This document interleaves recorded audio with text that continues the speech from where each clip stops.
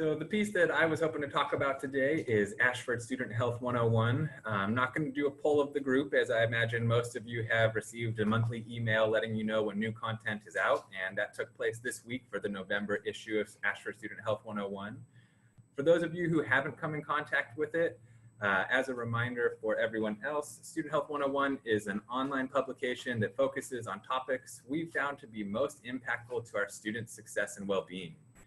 As of this September, we did transition the format from something that really looked and felt like a virtual magazine to a standalone resource page.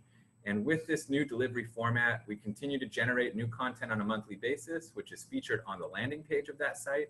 But this also allows viewers access to archived content that you can search for by topic, all from the same space.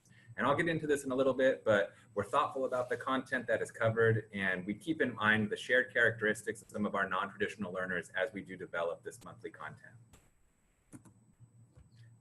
So let's talk a little bit about why you would want to access these resources. The pause video provides students and staff the opportunity to watch a 4 to 5 minute video that discusses an up-to-date topic that reflects the values of the university. It offers some insight from an experienced perspective and suggests some potential ways in which the viewer can become more involved in their community or through Ashford.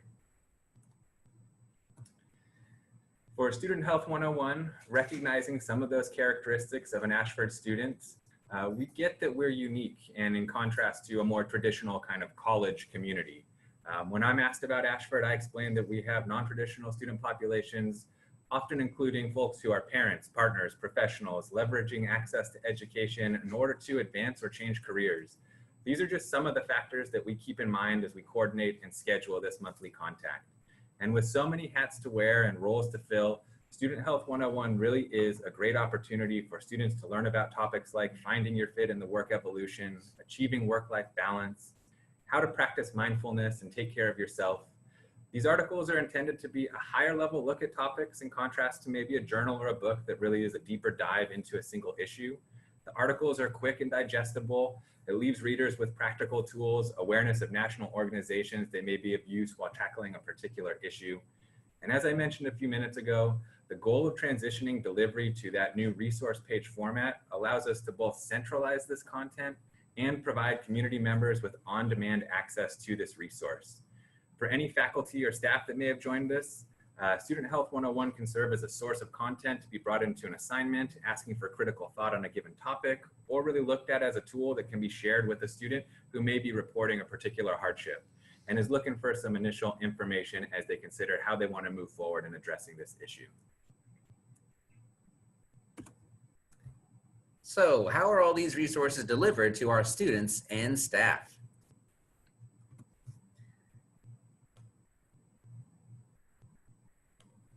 Pause is delivered electronically to 3 different locations. Ashford's Forward Thinking blog, which you can see the email address right there, Ashford's YouTube channel, and you guessed it, Pause can also be found in Student Health 101. In addition to all the other resources Matt discussed about Student Health 101, the monthly Pause video is also embedded in the pages of that publication.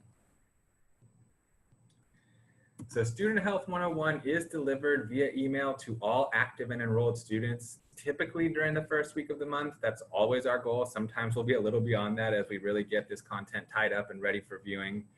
Students get an additional email reminding them of new content mid-month in case the first one slips through. I know you get a lot of emails from us, so we want to make sure you hear this second time. Staff and faculty are notified when new content comes out each month as well via an internal email. Students can self-subscribe to the publication once you've accessed the issue once, and you can do that from any article or from the landing page. And by doing that, it gives you access to this beyond your graduation, or if you step out of attendance for a period of time, it might be not in an active status with the university, you'll continue to receive the benefits of accessing the information and having it sent to you electronically. For those of us who prefer to be mobile, there's also a Student Health 101 app that you can download on Android and iOS for ease of access on the go. And as we also have the Student Health 101 Facebook page, it's an opportunity to engage with your peers on topics around health and wellness, as well as learn about the articles because there's regular updates on that page letting you know of the different features throughout that month.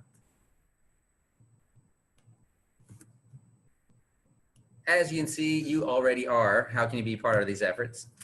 Take advantage if you have an idea for a topic. Please feel free to reach out to us, or our contact information is on the next slide. We are really excited to be working with students. We hope that if this is something that strikes your interest, you'll reach out to us. We'd love more opportunities to really involve our student community in these publications and really broaden the reach of it as well by getting your input and figuring out how we can better serve our student community. So we hope you've learned a little bit about PAWS. We know this is a pretty brief session, just bringing you some information about some resources we're excited to work on each month. And we're really looking forward to working with any of you who have a passion for sharing your knowledge and supporting your community members as we work to be our best selves. We will be in the room for a little bit, so if you do have any questions about other resources we might not have mentioned, feel free to chime in via the chat and we can try and point you in the right direction.